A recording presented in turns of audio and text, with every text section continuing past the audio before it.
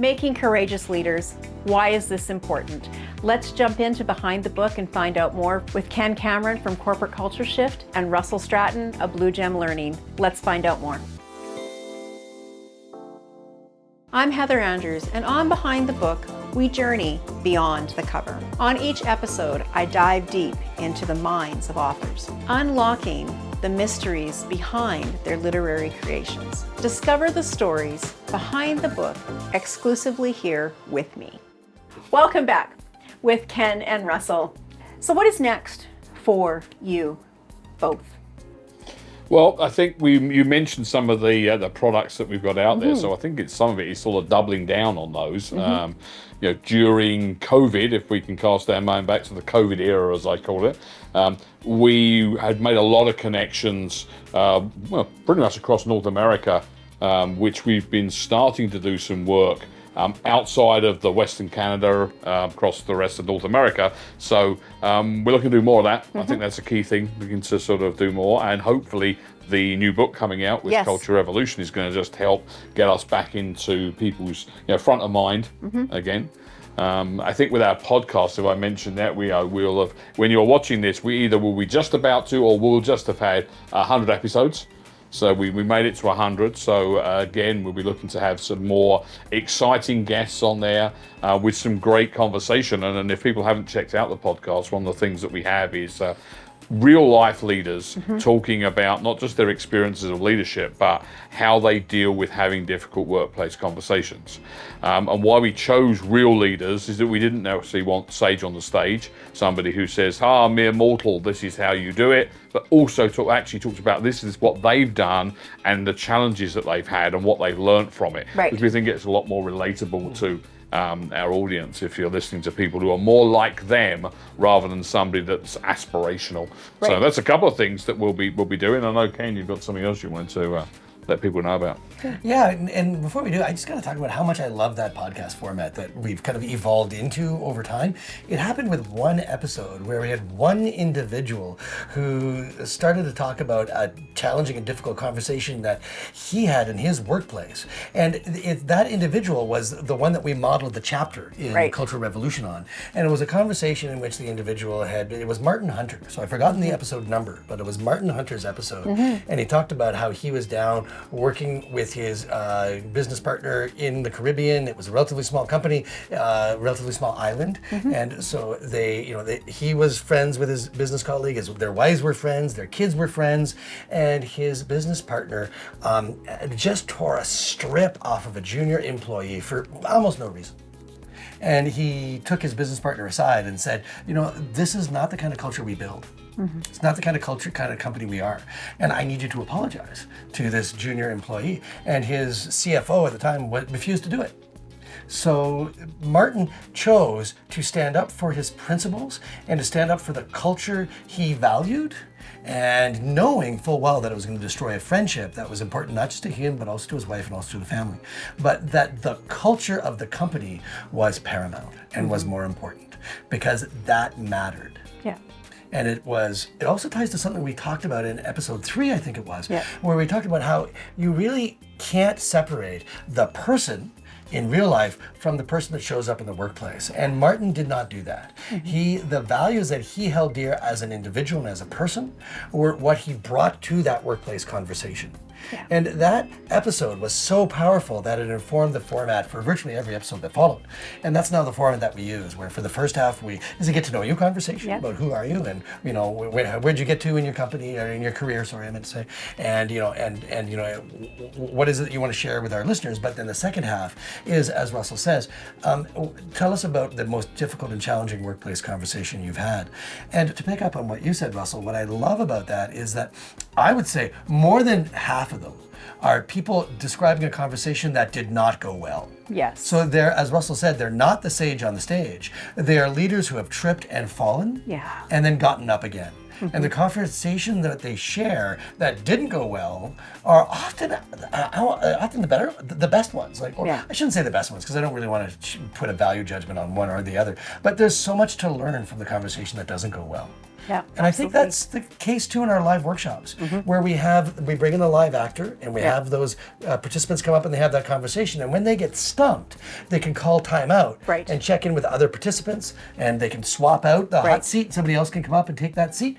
And the people in the audience will often talk about how they learn from watching other people struggle through those conversations. They learn as much from watching as they do from doing, I think.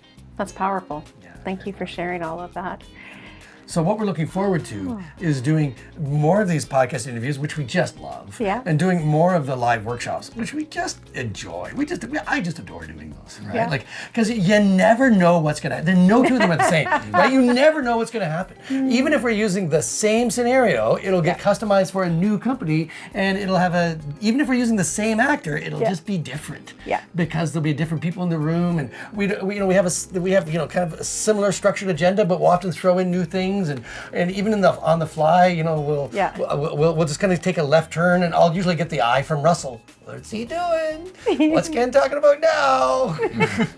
And then, hold on, here goes Ken talking about Brazil again and about the origins of foreign theater. But check out episode 3. Check out episode 3 if you want to find out more about that one. Was it 3? I thought it was 3. Okay.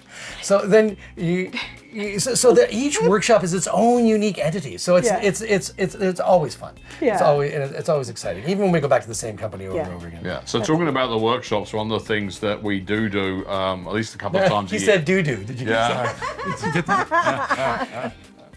So childish. So childish. This is the kind of humor you can expect in our workshop. So if you like that, then that's you know what the level it's going to be pitched at. And if you didn't like that, there's someone on your team who will. So you should bring us in. Okay, back to what you're saying, Russ. One of the things we do. Yeah. So one of the things that we do. Never gonna say it. Never going to say that again. One of the things that we do is we do bring in our workshops for the open workshops. So as Ken was talking about us working with specific companies, we also do open workshops where people can come along and check out and see what it's like. So we do those a couple of times a year, and check out on our social media, LinkedIn, etc., because we advertise those, and people can come just on their own. Even if they don't want to come with people that they work with, they can just secretly come along themselves, say they've got an appointment, and go and try it out and see what the format's like. And when they realise how good it is, then it means they can come back and say to their colleagues, hey, we need to bring these guys in to do some stuff with our company. So that's another option for people. It's really good fun. It's also a good way if you're not sure if it's for you and your company and your team yet, or if you want to convince your leader and they're a bit on the fence, then it's a good way it's a good low stress and low commitment way for them to be able to come and kind of test drive it. Yeah, so often what we'll do is we'll give a price for you, and then it's like you bring your boss for free.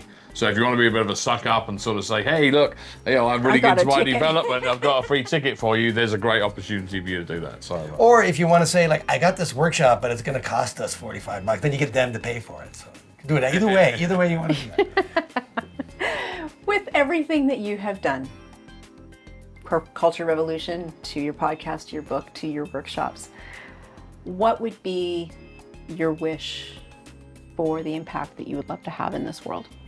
Now, one thing. One thing? As we wrap up. One thing? One thing. You really? Do you know who you're talking? Have we met? Like, you know who you're talking to? No, this is the Ken and Russell show. Come on. Anyway. One thing. One thing. Good Ken, bad Russell. No, actually, maybe bad Russell, good Ken. I don't know. Anyway. Yeah. The one thing, a more humane workplace. Okay. A workplace where people can bring their full selves to work, and that full self is respected, treated respectfully, and where they treat others respectfully. Beautiful. Thank you. And for me, I think it's a workplace where leaders are courageous. Leaders will actually step up and have the type of conversations they need to, and not shy away from them, and get somebody else to do them or let problems get worse. And to link back into Ken's point, because if they don't, then that's when we end up with a bad culture, when we end up with a bad atmosphere, that people don't want to work there and they leave. Normally because a leader has not had the difficult conversation with one or more individuals that they needed to do, and they've accepted behaviors they shouldn't be accepting. So be courageous, go and do it. And if you're not sure how to do it, come and speak to us and we can help you. Absolutely. Where can people find you as we wrap up this episode? Well, you can find Russell on LinkedIn at russellstratton.com. So that's Russell with 2 S's and 2 L's. And then Stratton has 2 T's. So there's a lot of double consonants in here, but just spell it correctly and you'll find him. It's Russell Stratton. You can also make sure you're looking for the Russell Stratton who is the leadership champ. And he's mostly on LinkedIn. That's where you'll find most of the time. And Ken, you can also find on LinkedIn as Ken Cameron, but just bearing in mind that it's not Ken Cameron who is the astronaut or the novelist. It is the Ken Cameron who is the shift disturber. And you can also catch us on ineedtoeffingtalktouy.com, which is one of our websites that you can reach out to us, and we'll be happy to get in touch with you.